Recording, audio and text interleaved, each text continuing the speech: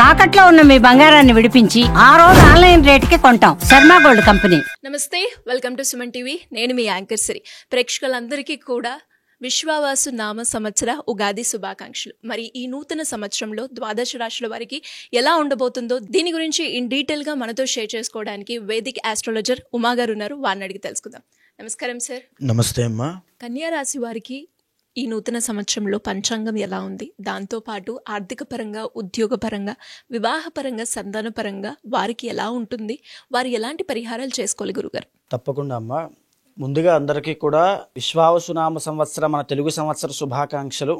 అయితే అందులో భాగంగా మనం కన్యారాశి గురించి మాట్లాడుకుంటున్నాం కాబట్టి ఈ యొక్క కన్యారాశి వాళ్ళకి ఈ యొక్క సంవత్సరంలో విశ్వావసునామ సంవత్సరంలో మార్చి 30వ తారీఖున శని యొక్క సంచారము, గురుడి యొక్క సంచారం మే 15 తారీఖున, మే 18న రాహు యొక్క సంచారం నడుస్తున్నాయి. అయితే ఇందులో భాగంగా మొట్టమొదటిగా శని యొక్క సంచారం వీళ్ళకి 7వ స్థానంలోకి వెళ్ళబోతోంది. 6వ స్థానం నుంచి 7వ స్థానంలోకి వెళ్ళబోతోంది. అయితే ఎవరైతే బిజినెస్లో ఉంటారో లేకపోతే వైవాహిక జీవితంలో కానీ ఈ రెండు విషయాల్లో కానీ కాస్త జాగ్రత్తగా ఉండడం చాలా అవసరం అండి. ఎందుకు అంటే ఆల్రెడీ షష్టగ్రహ కూటమి కూడా 7th హౌస్లోనే పడుతుంది. 7th హౌస్లో చాలా గ్రహాలు ఉండడం వల్ల వైవాహిక జీవితంలో సమస్యలు రావడము, వాటికి సంబంధించిన తగాదాలకి ఇక్కడ ఏదైనా ఒక బీజం పడడం లాంటివి జరిగే అవకాశం ఉంటుంది. ఎవరైనా వ్యాపారంలో ఉన్న వాళ్ళైతే వ్యాపార పరంగా కాస్త ఇబ్బందులు ఇక్కడి నుంచి స్టార్ట్ అయ్యే అవకాశాలు ఉంటాయి. వెరీ వెరీ కేర్ఫుల్గా ఉండాల్సినటువంటి సమయము. కాస్త మిశ్రమ ఫలితాలు శని వల్ల లభిస్తున్నాయి. అయితే మనం మాట్లాడుకుంటే ఇప్పటి వరకు వీళ్ళని కాచినటువంటిది, వీళ్ళకి అండగా ఉన్నటువంటిది గురుబలము. బికాజ్ 9th హౌస్లో గురుడి యొక్క సంచారం నడుస్తుంది కాబట్టి. అయితే ఇప్పటి నుంచి కూడా వీళ్ళకి మే 15వ తారీఖు తర్వాత నుంచి 10వ స్థానంలోకి గురుడు రాబోతున్నాడు. 10వ స్థానంలోకి గురుడు వచ్చిన తర్వాత కాస్త ఇన్కమ్ అనేది తగ్గే అవకాశం ఉంటుంది. తర్వాత ఏమిటంటే అనుకున్న స్థాయిలో వీళ్ళ యొక్క ప్రయత్నం చేసిన దానికి రిజల్ట్స్ తగ్గే అవకాశం ఉంటుంది. విద్యార్థులైనా ఎవరైనా సరే కష్టపడి చదివితే కానీ కాస్త మళ్ళీ ఆ ఉత్తీర్ణత శాతం పెరగడం చాలా కష్టం అవుతుంది. కొంచెం ఇంకా ఎఫర్ట్స్ పెట్టాల్సిన అవసరం ఉంది. ఐదర్ డబ్బు సంపాదించడానికైనా, జ్ఞానము విద్య సంపాదించడానికైనా, విద్యార్థులైనా, ధనార్థులైనా, సంతానార్థులైనా, వివాహార్థులైనా, వివాహం కోసం ప్రయత్నం చేస్తున్న వాళ్ళకి కూడా కాస్త ఇబ్బందులు. అంటే మే తర్వాత నుంచి అక్టోబర్ దాకా మాత్రమే మళ్ళీ సెటరేట్ అవుతాయి. సో ఈ టైంలో కాస్త జాగ్రత్త, రాంగ్ ఇన్వెస్ట్మెంట్స్ అవి కూడా చేయొద్దు. దాని తర్వాత ఏంటంటే అపవాదం పడే అవకాశం ఉంటుంది. చెయ్యని తప్పుకి కూడా బాధపడే అవకాశాలు చాలా ఎక్కువ ఉంటాయి. కొంచెం జాగ్రత్తగా ఉండాల్సిన అవసరం ఉంది. అయితే వీళ్ళకి ఇప్పుడు 6వ స్థానంలోకి రాహు రాబోతున్నాడు. 7వ స్థానంలో ఉన్నటువంటి రాహు 6వ స్థానంలోకి మే 18వ తారీఖు తర్వాత రాబోతున్నాడు. ఈ యొక్క రాహు బలం చాలా అధికంగా ఉండడం వల్ల ఆరోగ్య సమస్యలతో ఇబ్బంది పడే వాళ్ళు ఎవరికైనా సరే ఒక మెరుగైనటువంటి జీవితము, ప్రాపర్ ట్రీట్మెంట్ దొరకడము, ప్రాపర్ డాక్టర్ మెడికేషన్ వల్ల మంచి సెటిల్ అవ్వడం అంతా కూడా, అంటే ఆరోగ్య సమస్యలన్నీ తగ్గిపోతాయి. అంతటి మంచి యోగం పట్టబోతోంది.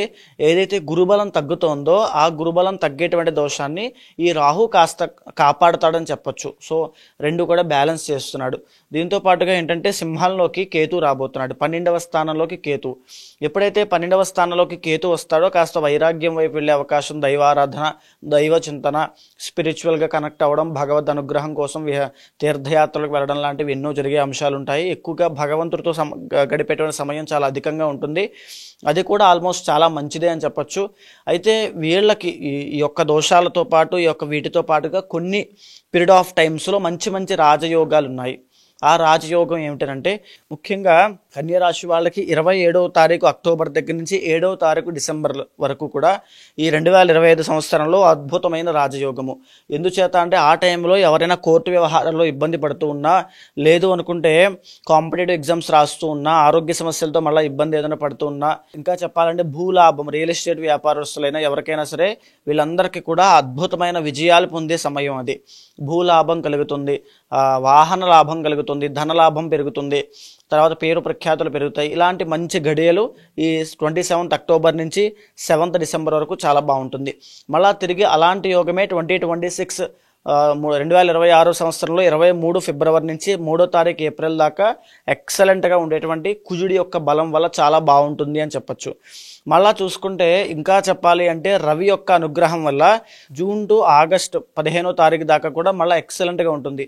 ఎవరైనా ప్రభుత్వ ఉద్యోగం కోసం ప్రయత్నం చేస్తున్న వాళ్ళకి మంచి శుభవార్తలు వినే అవకాశాలు ఉంటాయి. తరువాత ప్రభుత్వ ఉద్యోగంలో ఉంటూ ఉన్న వాళ్ళకి వాళ్ళ పెర్ఫార్మెన్స్ యాక్టివిటీ వల్ల మంచి పేరు ప్రఖ్యాతులు సంపాదించడము, అనుకున్న పని అనుకున్న సమయానికి అయ్యేటువంటి అవకాశాలు ఈ యొక్క జూన్ టు ఆగస్టు 15వ తారీఖు వరకు చాలా బాగుంటాయి. తర్వాత ఇంకా చెప్పాలంటే ఆరోగ్య సమస్యలు తగ్గడము, మంచి అనుకున్న పనులన్నీ అయిపోవడము, విజయము, కార్యసిద్ధి, డబ్బులు టైం టు టైం రావడము, ఇలాంటి మంచి పీరియడ్ ఆఫ్ టైం అని చెప్పొచ్చు జూన్ టు ఈ యొక్క సమయం అంతా కూడా. ఎందుకనంటే రవి యొక్క బలం వల్లే అది కలుగుతుంది. మళ్ళీ రవి వెళ్ళిపోయిన తర్వాత మళ్ళీ కాస్త ఇబ్బందులు అనేవి ఎక్కువ అవుతూ ఉంటాయి. తర్వాత చెప్పాలంటే డిసెంబర్ మాసంలో కూడా చాలా బాగుంటుందని చెప్పొచ్చు. రవి యొక్క బలం సంపూర్ణంగా ఉంది. సో ఈ పీరియడ్ ఆఫ్ టైమ్స్లో కాస్త రాజయోగం పడుతుంది అని చెప్పి మనం చెప్పొచ్చు. అయితే ఇంకా 2026వ సంవత్సరంలో ఫిబ్రవరి మార్చ్ అంటే 2026లో లాస్ట్లో, విశ్వావసునామ సంవత్సరం ఆఖరిలో ఈ 2 మాసాల్లోనూ కాస్త ఇబ్బందులు ఉంటాయి. శుక్రబలం వీక్గా ఉండడం వల్ల వైవాహిక జీవితంలో కాస్త ఒడిదుడుకులు రావడము, ఆ కళారంగం వాళ్ళకి, సినిమా రంగం వాళ్ళకి, గీత నృత్య వాద్యములు ఆ రంగంలో ఉన్న వాళ్ళందరికీ కూడా, క్రియేటివ్ ఫీల్డ్లో ఉన్న వాళ్ళకి, లేకపోతే బిజినెస్ చేసే వాళ్ళకి, ఆడవాళ్ళకి సంబంధించిన వ్యాపారం చేసే వాళ్ళకి, బ్యూటీ ప్రొడక్ట్స్, షాపింగ్ మాల్స్ వీళ్ళు ఉన్న వాళ్ళకి ఎవరికైనా కాస్త అవకాశాలు తగ్గడము, కళారంగంలో వాళ్ళ క్రియేటివిటీ ఇండిపెండెంట్గా బ్రతికే వాళ్ళకి ఎక్కువగా కాస్త ఎఫెక్ట్ ఉంటుందని చెప్పొచ్చు. జన ఆదరణ తగ్గుతుంది, కాస్త అవకాశాలు వాల్యూ తగ్గే అవకాశాలు ఉంటాయి. పర్సనల్ చార్ట్లో అది యోగం బాగుంటే కనుక చిన్న చిన్న దోషాలన్నీ కూడా ఖచ్చితంగా ఓవర్కమ్ అయిపోతారు. పెద్ద దోషాలు ఏమీ కాదు. సో కన్యా రాశి వాళ్ళకి ఓవరాల్గా చెప్పాలంటే కాస్త అబోవ్ యావరేజ్గానే చాలా బాగుంది అని చెప్పచ్చు. మీరు పెద్దగా ఇబ్బంది పడేటువంటి ఏమీ లేవు. ప్రశాంతంగా ఉండండి, మనోధైర్యంతో పనిచేయండి. ఎందుకనంటే కాస్త ఈ యొక్క గురుడు బలం తగ్గుతుంది కాబట్టి ఆ స్పీడ్ అనేది తగ్గుతుంది. సో స్పిరిచువల్గా బాగా కనెక్ట్ అవ్వగలుగుతారు. కనెక్ట్ అవ్వండి, భగవద్ అనుగ్రహం కోసం ప్రయత్నం చేయండి.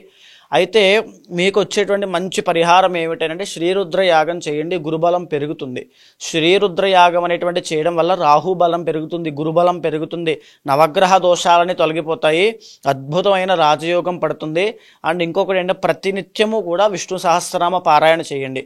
ఏదైనా చిన్న చిన్న దోషాలు ఏమైనా ఉంటే. అండ్ ఇంకొక విషయం ఏమిటంటే పర్సనల్ చార్ట్ కూడా చాలా అవసరం. దాన్ని కూడా సమన్వయం చేసుకుని మిగతా విషయాల్లో ముందుకు వెళ్ళండి. అద్భుతంగా కన్యా రాశి వాళ్ళకి ఉంటుంది. సో మరి ఈ నూతన సంవత్సరంలో ఎవరైనా కూడా జాతకరీత్యా వాళ్ళు ఎదుర్కొన్న సమస్యలకి పరిష్కారం చేసుకోవాలి అంటే ఏ విధంగా మిమ్మల్ని అప్రోచ్ అయ్యే ఛాన్స్ ఉందంటారు గురుగారు? తప్పకుండా అమ్మా. ఇప్పుడు నేను చెప్పినటువంటిది ఏదైతే గ్రహ సంచారము, గోచార గ్రహ సంచారం ఆధారంగా, ట్రాన్సిట్స్ ఆధారంగా ఏ రకాలుగా జీవితంలో మార్పులు రాబోతున్నాయి, ఎలాంటి జాగ్రత్తలు తీసుకోవాలో మనం మాట్లాడుకున్నాం. కానీ మీ పర్సనల్ చార్ట్ అనేది చాలా ఇంపార్టెంట్ అండి. అక్కడ కనుక ఏదైనా మీకు ఒక గజకేసర యోగం కానీ, గురు చండాల యోగం కానీ, బుధ ఆదిత్య యోగం కానీ, దశాంతర్దశలో అద్భుతమైన రాజయోగాలు ఉంటే ఈ ప్రాబ్లమ్స్ని ఈజీగా ఓవర్కమ్ చేస్తారు. ఇక్కడ ఉన్నటువంటి పాజిటివిటీ అయినా నెగిటివిటీ అయినా దానికి ప్యారలల్గా మీ పర్సనల్ చార్ట్లో కూడా బలం ఉండాలి. ఒకవేళ మీ జాతకంలో ఇప్పుడు నేను చెప్పిన రవి సంచారం అప్పుడు రాజయోగము, కుజ సంచారం అప్పుడు రాజయోగాలు అప్పుడు కూడా పట్టట్లేదు, ఏదో ఇబ్బంది వస్తూనే ఉంది అంటే పర్సనల్ చార్ట్లో ఖచ్చితంగా ఇబ్బంది ఉంది అని అర్థము. దాన్ని గుర్తించండి. ఖచ్చితంగా మీ పర్సనల్ చార్ట్ చూడండి. దాంట్లో ఏవైనా దోషాలుంటే తగిన పరిహారములు, పూజలు ఆచరించండి. శీఘ్రంగా ఈ యొక్క రాజయోగాలు అనుభవిస్తారు. ఒకవేళ అలాంటి వాళ్ళు ఎవరైనా ఉంటే తప్పకుండా కింద కనిపించే నెంబర్కి కాల్ చేయండి. ఎవరైనా సరే పర్సనల్ చార్ట్ చూసి ఆ పూజా పరిహారాన్ని కూడా తప్పకుండా చేయిస్తాను. ధన్యవాదాలు గురు. నమస్తే అమ్మా.